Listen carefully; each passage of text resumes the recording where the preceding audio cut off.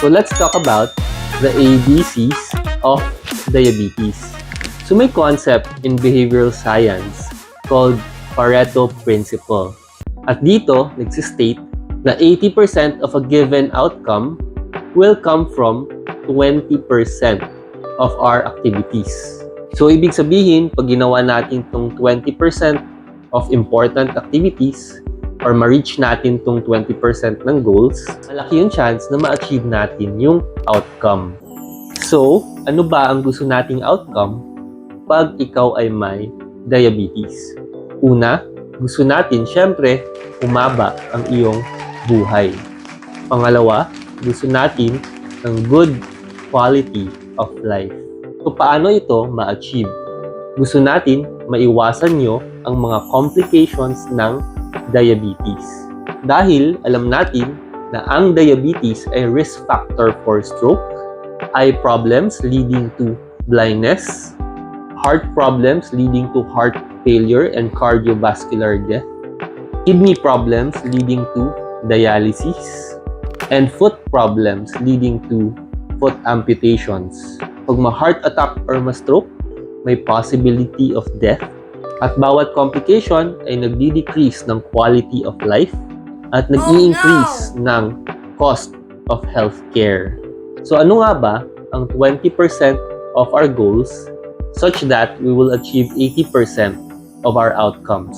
So let's talk about the ABCs of diabetes. So una, ang A1C or hemoglobin A1C. So ang hemoglobin A1C ay isang blood test para malaman yung control ng iyong diabetes. So gusto syempre natin na kontrolado ang iyong diabetes. Ang HbA1c ay ang average blood sugar nyo for the past 3 months. So hindi lang siya yung sugar nyo for that day, siya ang average blood sugar nyo for the past 3 months. Kaya doon natin masasabi kung kontrolado ang iyong diabetes or hindi. Ano ang difference ng HbA1c tsaka fasting blood sugar or FBS? Ang fasting blood sugar ay ang blood sugar or glucose nung oras na yon after 8 hours of fasting. Pwedeng magbago na ito right away after mo kumain.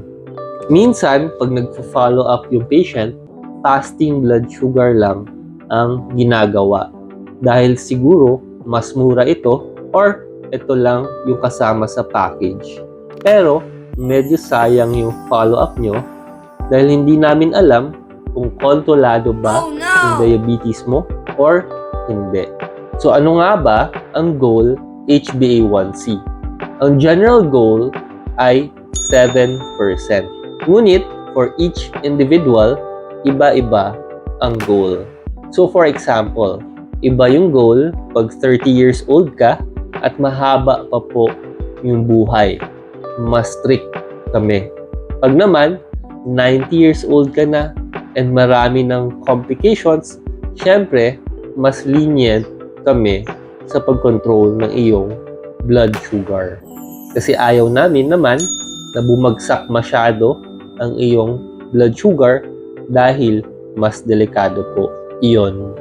Maraming factors na pwedeng mag-cause ng falsely high or falsely low na HbA1c. Kaya mas maigi magpatingin sa iyong doktor. So next, letter B for blood pressure or hypertension control. Minsan, hirap na ako sa pag-control ng diabetes, naka-insulin na, multiple tablets, ngunit hindi ko pa rin nako-control. Pero sa blood pressure, isa or dalawa lang ang kailangan kong gamot para makontrol siya. So we control what we can control. So bakit nga ba important ang hypertension sa mga patients na may diabetes? Una, marami sa mga patients na may diabetes ay may hypertension din. Pangalawa, tumataas ang risk for complications ng diabetes pag may hypertension din. Lalo na pag hindi controlled. So ano ang general goal na BP pag ikaw ay may diabetes? Generally, ang goal ay less than 130 over 80. So usually, ang sinasabi ko sa mga patients ay gusto natin malapit sa 120 over 70. So minsan, pag pumunta ang patient sa clinic namin, anxious sila. So pwedeng tumaas yung blood pressure. Kaya important na ma-monitor ang blood pressure sa ating mga bahay. So paano nga ba ang proper way of monitoring the blood pressure at home? So una, alamin kung validated yung accuracy ng iyong blood pressure monitor. So check nyo itong website for more information. Pangalawa, dapat 30 minutes before mag-check ng BP, walang alcohol, walang smoking, walang exercise, at walang caffeinated drinks. 5 minutes before mag-check ng BP, dapat nakarelax na sa upuan. Dapat yung feet nakatouch sa ground and yung back nakarelax sa likod ng chair. Huwag po mag-check ng nakahiga. Dapat hindi masyadong malaki or maliit yung cuffs ng pang-check nyo. Ilagay right above the elbow. Hindi kasama yung elbow. Dapat sa skin nakalagay at hindi po over a clothing. Habang chine-check yung BP, mag-relax ka. Huwag salita ng salita o kumanta. Huminga ka. Huwag galaw ng galaw. After ng unang check ng BP, check mo again and average mo yung results after 2 to 3 readings. After na-average na yung 2 to 3 readings, isulat po sa notebook. Kasi pag hindi, malamang sa malamang makakalimutan mo yung result at sayang yung effort nyo. Ang best time sa pag-check ng blood pressure ay paggising sa umaga at bago matulog sa gabi. So let's go to letter C o cholesterol problems. So bakit nga ba important ang cholesterol problems or dyslipidemia sa mga patients na may diabetes? So una, mas common po ang dyslipidemia sa mga patients na may diabetes. Pangalawa, karamihan ng mga complications ng diabetes ay dahil sa pagbara ng ating ugat. And mas nangyayari ito pag may cholesterol problems. Pangatlo, ang diabetes ay independent risk factor for cardiovascular problems. Pag mataas din yung cholesterol, mas tumataas ang risk. Ang basic test for cholesterol problems ay ang lipid profile. Ang mga components nito ay ang total cholesterol at ang 3 different cholesterol na ang LDL or bad cholesterol, HDL or good cholesterol, and triglycerides. Ang pinakaayaw namin ay ang LDL or bad cholesterol dahil ito yung type of cholesterol na nagbabara sa ating ugat. So pag mataas, ayaw natin yun. Pag mababa, gusto natin yun. Iba-iba ang goal LDL bawat patient. So mas maigi magpatingin sa iyong doktor. For example, pag na-stroke ka na or na-heart attack ka na, gusto natin mababa ang bad cholesterol. Generally, ang goal ay less than 55 milligrams per deciliter. Iba naman ang goal pag wala ka pang heart attack or stroke. Ang HDL cholesterol naman ay ang good cholesterol. Ito ay dahil kumukuha ito ng mga cholesterol sa ating ugat para ma-metabolize. Ang isang pwedeng mag-increase konti ng HDL ay ang pag-exercise.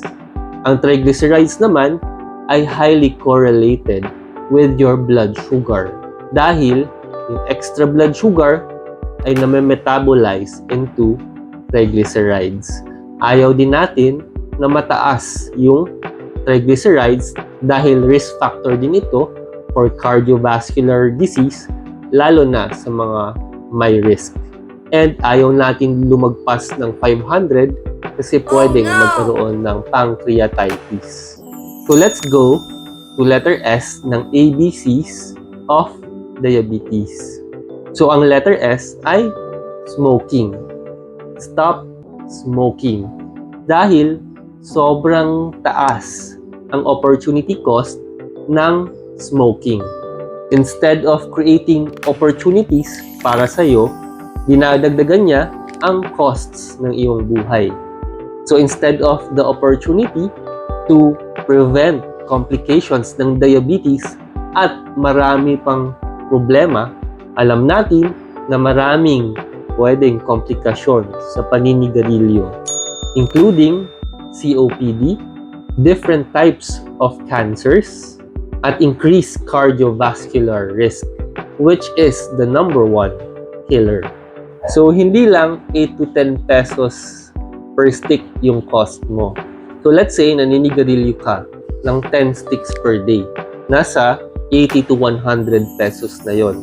So, instead of ibibili mo yun ng bigas or gamot para sa iyong diabetes, napupunta sa paninigarilyo. Instead of mababawasan yung risk for complications ng diabetes, mapupunta sa increased risk for complications. So instead of hahaba yung buhay natin at makita natin yung anak natin na mag-graduate sa college, mapupunta sa less time in this world at burden sa ating mga pamilya. So instead of makakalakad ka pa pagdating mo ng senior citizen, hinahapo ka na pagdating mo nun. O kaya na-stroke or na-heart attack na. So please, saan ka man sa buhay nyo, please stop smoking. So yun ang ABCs of diabetes. Pero hanggang dun lang ba tayo? Siyempre hindi.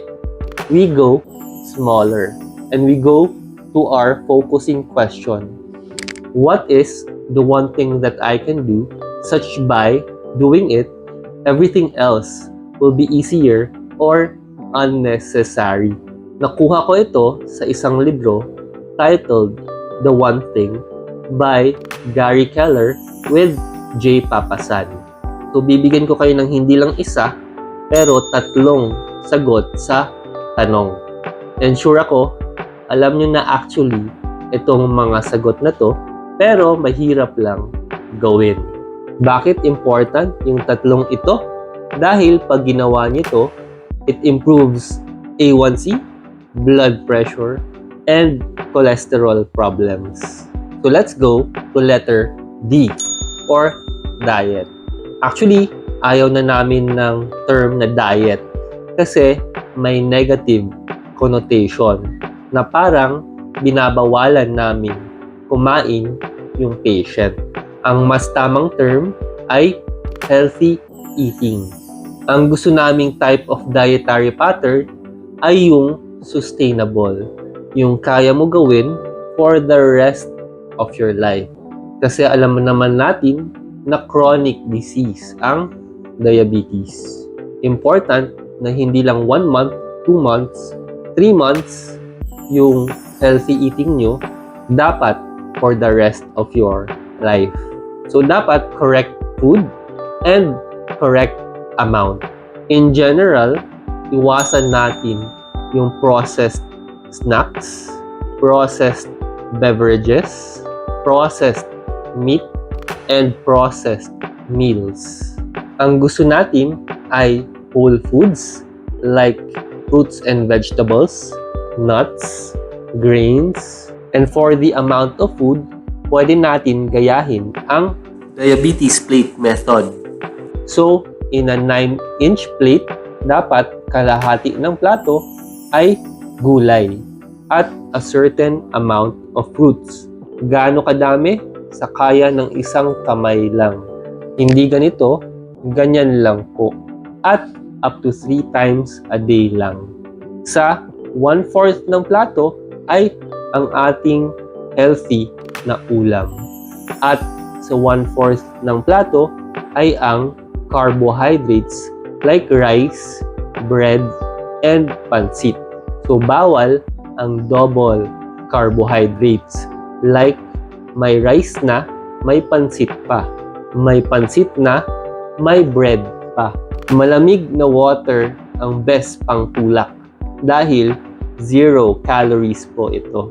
Pag kailangan mag-coffee, black coffee lang, umiwas sa 3-in-1 coffee or yung mga coffees na mataas ang sugar level. Generally speaking, avoid processed juice and soft drinks. So next, E for exercise. Dapat at least 3 times a week mag-exercise at 50 minutes each exercise. Ideally, moderate exercise, pero mas maigi tanungin nyo sa inyong doktor kung pwede ba gawin ang mga exercises na gusto nyo.